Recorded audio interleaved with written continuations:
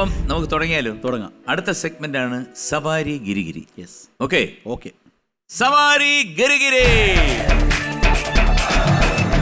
സവാരി ഗിരിഗിരിയിൽ 4 ചോദ്യമാണ്. തിരി കട്ടേരി ലേശം ചെറിയ സ്പാനർ ഉണ്ട് അതുപോലെ ഇപ്പൊ ശരിയാക്കി തരാം. ഇപ്പൊ ശരിയായത്.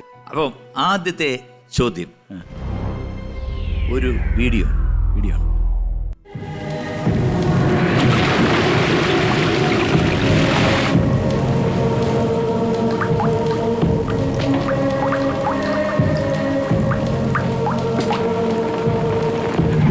ഒരു കുത്തുകേസിൽപ്പെട്ട അകത്തായിരുന്നു, അന്ന് ഇവിടം വിട്ടതാ.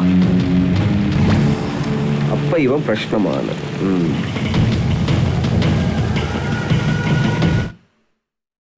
മനസ്സിലായില്ലല്ലേ? ഞാനതാണ് ഇങ്ങനെ അത് സൂക്ഷ്മമായിട്ട് എല്ലാം ഇങ്ങനെ നോക്കിയിരിക്കുകയാണ്. പക്ഷെ എന്നാ ചോദ്യം, ഈ സീനിൽ മമ്മൂട്ടി തലയിൽ ഏത് നിറത്തിലുള്ള ടവലാണ് കെട്ടിയിരിക്കുന്നത്?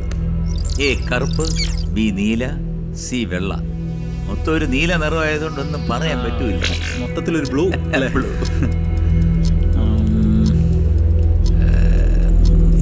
പക്ഷെ ക്ലിയർ ആയിട്ട് കാണാം. ബ്ലൂ വേണോ? ബ്ലൂ ക്ലൂ വേണോന്ന് ഞാൻ കേട്ടത്. ബ്ലൂ വേണോ? അത് അച്ഛന് കൊടുത്തേ. അയ്യോ, ക്ലൂ വേണോ? ക്ലൂ വേണം. നമ്മുടെ ദാസേട്ടൻ വെള്ള. സി വെള്ള ഞാൻ എടുത്ത് വെച്ച് പൂട്ടിയിരിക്കുന്നു. അല്ല, എം ജി ഏട്ടന്റെ പാന്റിന്റെയും ഷൂസിന്റെയും കളർ വല്ലപ്പോഴും. അല്ല, ഞങ്ങള് മിമിക്രിക്കാർ എപ്പോഴും എം ജി ഏട്ടൻ അനിയിരിക്കുമ്പോ വെള്ള പാന്റും വെള്ള ഷൂസും വെള്ള വാച്ചും ഇതുപോലെ പ്രിന്റഡ് ആയിട്ടുള്ള ഷർട്ടും. അതാണ് എം ജി ഏട്ടന്റെ ഒരു ഐക്കൺ. ഓ പ്രശാന്തേ, ആ മിമിക്രി കഴിഞ്ഞിട്ട് എന്താ ഓടി എന്നൊക്കെ പറഞ്ഞല്ലോ. ഓടി എന്ന് പറഞ്ഞത് എൻ്റെ ഒരു സുഹൃത്ത്, ഞങ്ങളന്ന് കൊച്ചിൻ സംഘമിത്ര എന്ന് പറഞ്ഞ ട്രൂപ്പിൽ കളിക്കുന്ന സമയത്ത്, അപ്പോൾ അതിൽ ഒരു ആർട്ടിസ്റ്റ് ഉണ്ടായിരുന്നു. അപ്പോൾ അവൻ ഫീമെയിൽ ചെയ്യുന്നതുകൊണ്ട് മുടി ഒറിജിനലായിട്ട് വളർത്തിയിരിക്കുക. അപ്പോൾ ഏതൊരു പ്രോഗ്രാം കഴിഞ്ഞ് ഏറ്റവും ലാസ്റ്റ് സ്കിറ്റ് ഫീമെയിൽ അല്ല, ഒരു ഭാഗവതരുടെ ഒരു സ്കിറ്റ് ഉണ്ടായിരുന്നു. അപ്പോൾ അത് കഴിഞ്ഞിട്ട് ഇവനൊരു വെള്ള ജുബയും വെള്ള മുണ്ടും കൊടുത്ത്, അപ്പോൾ ലാസ്റ്റ് സ്കിറ്റ് കഴിഞ്ഞിട്ട് ടയേർഡ് ആയതുകൊണ്ട് ഡ്രസ്സൊന്നും മാറിയില്ല. പുള്ളി ഈ വെള്ള മുണ്ടും വെള്ള ജുബയിട്ട് ഈ മുടി ഇങ്ങനെ വളർത്തിയിരിക്കുക. അവനെ കൊണ്ടുപോയി ഞങ്ങൾ പുന്നപ്ര എന്ന് പറയുന്ന സ്ഥലത്ത് ഇറക്കി. അവൻ്റെ വീടെന്ന് പറഞ്ഞാൽ വലിയ പാടം കഴിഞ്ഞിട്ട് അക്കരയാണ്.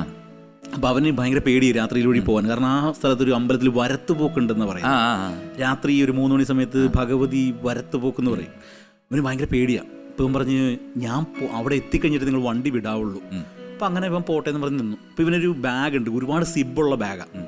ബാഗ് തുളത്തിട്ടിട്ട് ഇവൻ ഇവിടുന്ന് ഓടി ഇവൻ കണ്ണീന്ന് പറഞ്ഞപ്പോഴേക്കും ഞങ്ങൾ പോയി. പിറ്റേ ദിവസം ഇവനെ ഫോൺ ചെയ്തപ്പോൾ ഇവൻ 100 ഡിഗ്രി പനിയിൽ പേടിച്ച് കിടക്കുക. സംഭവം എന്താണെന്ന് ചോദിച്ചപ്പോൾ ഇവൻ ഈ ഓട്ടം കഴിഞ്ഞിങ്ങനെ ഈ കറക്റ്റ് കാവിൻ്റെ അവിടെ എത്തിയപ്പോൾ കറുത്തൊരു രൂപം എന്തോ എഴുന്നേറ്റ് ഇവൻ അയാളെ തട്ടിമറിച്ചിട്ട് ഓടി വീട്ടിൽ കയറി. ഇവന് ചെന്നപ്പോൾ 100 ഡിഗ്രി പനി.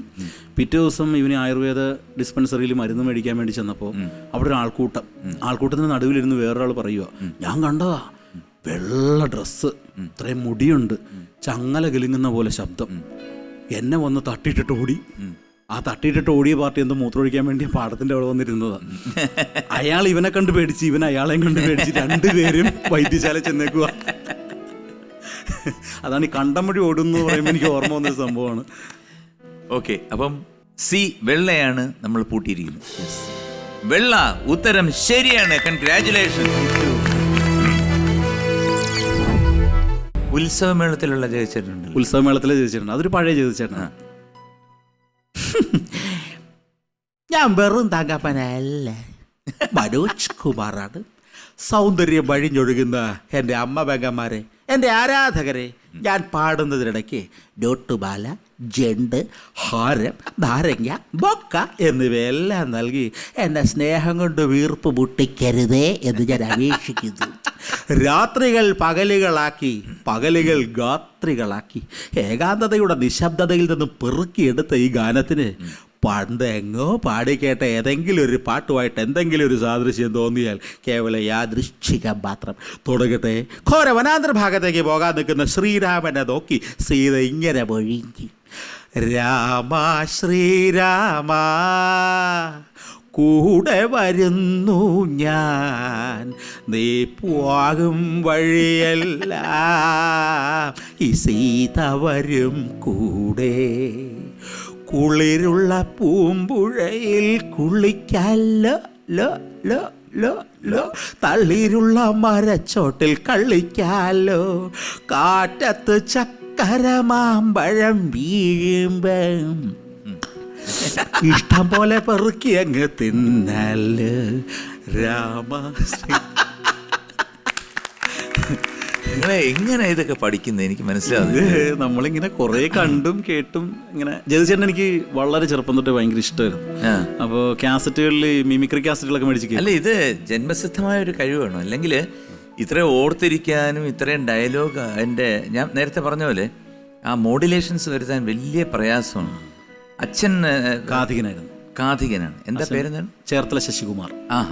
അച്ഛനൊരു 40-45 വർഷം കഥാപ്രസംഗത്തിലുണ്ടായിരുന്നു. സാംബശിവൻ സാറ്, കെടാമംഗലം സദാനന്ദൻ, ആ ഒരു ഗ്രൂപ്പിൽപ്പെട്ട ആളാണ് അച്ഛനും. അച്ഛൻ ഗാനഭൂഷണമായിരുന്നു.